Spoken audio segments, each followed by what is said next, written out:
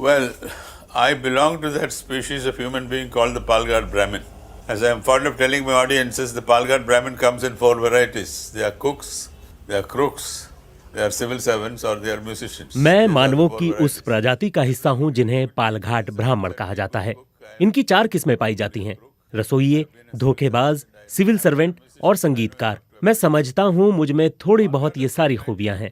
मैं अच्छा खाना बनाता हूं, मैं थोड़ा बहुत धोखेबाज भी हूं, मैं सिविल सर्वेंट हूं, मैं संगीतकार भले ही ना हूं लेकिन संगीत की समझ मेरे अंदर है। ये हैं टीएन शेषन, जिन्होंने एक जमाने में एक बहुचर्चित जुमला बोला था, आई ईट पॉलिटिशियंस फॉर ब्रेकफास्ट, यानी मैं नाश्ते में राजनीतिज्ञों को खाता हूं। भारतीय चुनाव व्यवस्था में आमूल बदलाव करने का श्रेय अगर किसी को दिया जा सकता है तो वो हैं टीएन शेषन। उनको मुख्य चुनाव आयुक्त बनाने में महत्वपूर्ण भूमिका निभाई थी चंद्रशेखर सरकार में वाणिज्य मंत्री रहे डॉक्टर सुब्रमण्यम स्वामी ने, जिन्होंने 60 के दशक में शेषन को हार्वर्ड विश्वविद्यालय में पढ़ाया भी था। 9 दिसंबर 1991 की रात को वो और रोक्सना स्वामी मुख्य चुनाव आयुक्त के पद का प्रस्ताव लेकर शेषन के पंडारा रोड स्थित घर में गए थे। शेषन ये पेशकश सुनकर बहुत खुश नहीं हुए थे। उन्होंने कहा था कि वो राजीव गांधी की राय लेकर बताएंगे कि उन्हें ये पद स्वीकार है या नहीं।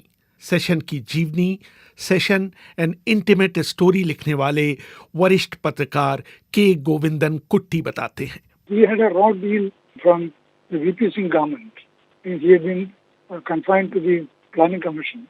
Then came the Chandrasekhar government. VP Singh की सरकार ने उनके साथ बुरा सलूक किया। उन्हें योजना आयोग में पटक दिया गया। चंद्रशेखर सरकार में वाणिज्य मंत्री डॉक्टर सुब्रमण्यम स्वामी की वजह से शेषन को ये पद मिला। उन्होंने देर रात राजीव गांधी को फोन मिलाया। जब शेषन राजीव गांधी के घर पहुंचे तो वो अपने ड्राइंग रूम में थोड़ी उत्सुकता के साथ उनका इंतजार कर रहे थे। उनकी बातचीत सिर्फ 5 मिनट चलने वाली थी, लेकिन बहुत जल्दी ये समय बीत गया। राजीव ने जोर से आवाज लगाई, the fat fellow is here. क्या आप हमें कुछ चॉकलेट्स भिजवाएंगे? चॉकलेट शेषन और राजीव गांधी दोनों की कमजोरी थी। थोड़ी देर की बातचीत के बाद राजीव गांधी ने शेषन को मुख्य चुनाव आयुक्त का पद स्वीकार करने के लिए अपनी सहमति दे दी, लेकिन वो इससे बहुत ज्यादा खुश नहीं थे। घंटे भर बाद जब राजीव ने शेषन के बाहर जाने के लिए दरवाजा खोला तो उन्होंने शेषन को छेड़ते हुए कहा, वो दाढ़ी वाला शख्स उस दिन को कोसेगा जिस दिन उसने तुम्हें मुख्य चुनाव आयुक्त बनाने का फैसला किया था। ये दाढ़ी वाले शख्स और कोई नहीं, प्रधानमंत्री चंद्रशेखर थे। टीएन शेषन के राजीव गांधी के नजदीक आने की भी एक दिलचस्प कहानी है। वो पहले वन और फिर पर्यावरण सचिव हुआ करते थे। वहां उन्होंने इतना अच्छा काम किया कि राजीव ने आंतरिक सुरक्षा मंत्रालय में उन्हें सुरक्षा सचिव बना दिया। As security secretary, he began to do the job of someone who was more than a secretary. Like, he became a security expert himself. सुरक्षा सचिव के रूप में शेषन सचिव से कहीं बड़ा काम करने लगे। वे खुद सुरक्षा विशेषज्ञ बन गए। एक बार उन्होंने राजीव गांधी के मुंह से बिस्किट खींच लिया, ये कहते हुए कि प्रधानमंत्री को ऐसी कोई चीज नहीं खानी चाहिए जिसका पहले परीक्षण न किया गया हो। एक बार 15 अगस्त को राजीव गांधी बहुत से लोगों के साथ विजय चौक से इंडिया गेट तक दौड़ने वाले थे। वो ट्रैक सूट पहने हुए थे। थोड़ी दूरी पर शेषन बंद गले के कोट और पतलून में सारा इंतजाम देख रहे थे। राजीव गांधी ने उन्हें देखकर मजाक किया, आप वहां क्या सूट बूट पहने खड़े हैं? आइए आप भी हमारे साथ दौड़िए, आपका मोटापा थोड़ा कम हो जाएगा। इस पर शेषन ने तपाक से जवाब दिया, कुछ लोगों को सीधे खड़े रहना पड़ता है ताकि देश का प्रधानमंत्री दौड़ सके। थोड़ी देर बाद वो हुआ जिसकी राजीव गांधी को बिल्कुल उम्मीद नहीं थी। अभी वो कुछ ही मिनट दौड़े होंगे कि सुरक्षा कर्मी उनके चारों तरफ घेरा बनाते हुए उन्हें ऐसी जगह ले गए जहां एक कार खड़ी थी जिसका इंजन चालू था। उन्होंने राजीव को कार में बिठाया और ये जा वो जा 1 मिनट के भीतर उन्होंने उनको उनके घर के अंदर पहुंचा दिया। ऐसा करते हुए सुरक्षाकर्मी राजीव गांधी से नजरें नहीं मिला पा रहे थे, लेकिन उन्हें पता था कि उन्हें ये हर हाल में करना होगा।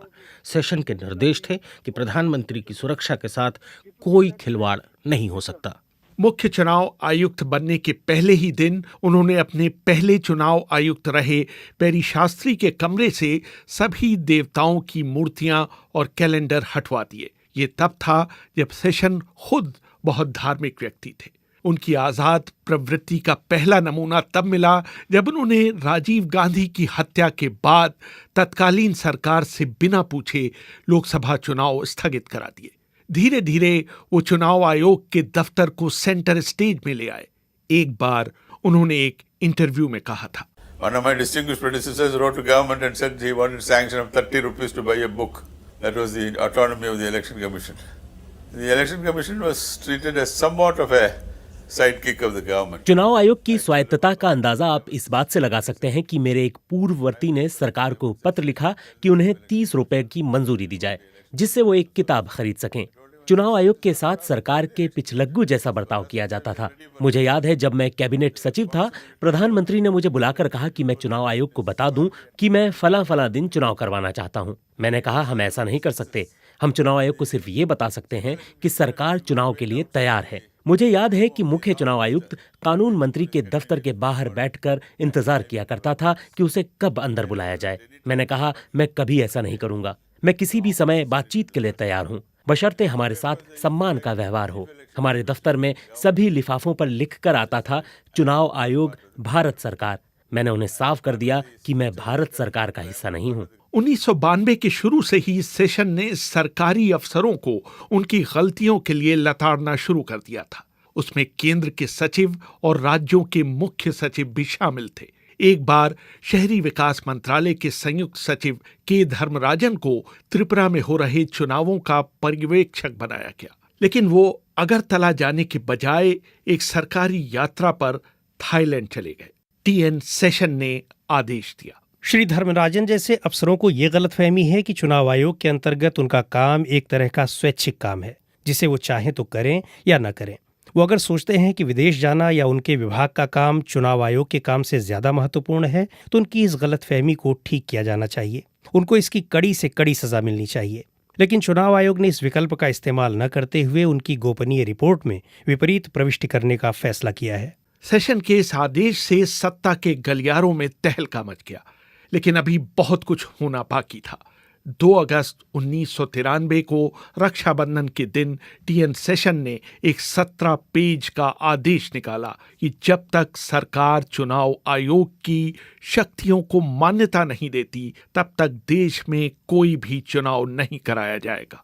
सेशन ने अपने आदेश में कहा, जब तक वर्तमान गतिरोध दूर नहीं होता, जो कि सिर्फ भारत सरकार द्वारा बनाया गया है, चुनाव आयोग अपने आप को अपने संवैधानिक कर्तव्य निभा पाने में असमर्थ पाता है। उसने तय किया है कि इसके नियंत्रण में होने वाले हर चुनाव, जिसमें राज्यसभा के द्विवार्षिक चुनाव और विधानसभा के उपचुनाव जिनके कराने की घोषणा की जा चुकी है, आगामी आदेश तक स्थगित रहेंगे। इस आदेश पर प्रतिकूल प्रतिक्रिया आनी स्वाभाविक थी। उन्होंने पश्चिम बंगाल की राज्यसभा सीट का चुनाव नहीं होने दिया, जिसकी वजह से केंद्रीय मंत्री प्रणब मुखर्जी को अपने पद से इस्तीफा देना पड़ा। पश्चिम बंगाल के मुख्यमंत्री ज्योति बसु इतने नाराज हुए कि उन्होंने उन्हें पागल कुत्ता कह डाला। विश्वनाथ प्रताप सिंह ने कहा, हमने पहले कारखानों में लॉकआउट के बारे में तो सुना था, लेकिन सेशन ने तो प्रजातंत्र को ही लॉकआउट कर दिया है। सरकार ने इसका तोड़ निकालने के लिए चुनाव आयोग में 2 और चुनाव आयुक्तों जीवीएस कृष्णमूर्ति और एमएस गिल की नियुक्ति कर दी। सेशन उस दिन दिल्ली से बाहर पुणे गए हुए थे। बाद में मुख्य चुनाव आयुक्त बने एमएस गिल याद करते हैं, मैं एग्रीकल्चर सेक्रेटरी था। मैं उस दिन ग्वालियर गया था, वहाँ एग्रीकल्चर के दौरे दूरे उधर जाना था। तो जब मैं यहाँ से चढ़ के ग्वालियर स्टेशन पे उतरा तो commissioner Gwalior was waiting for me.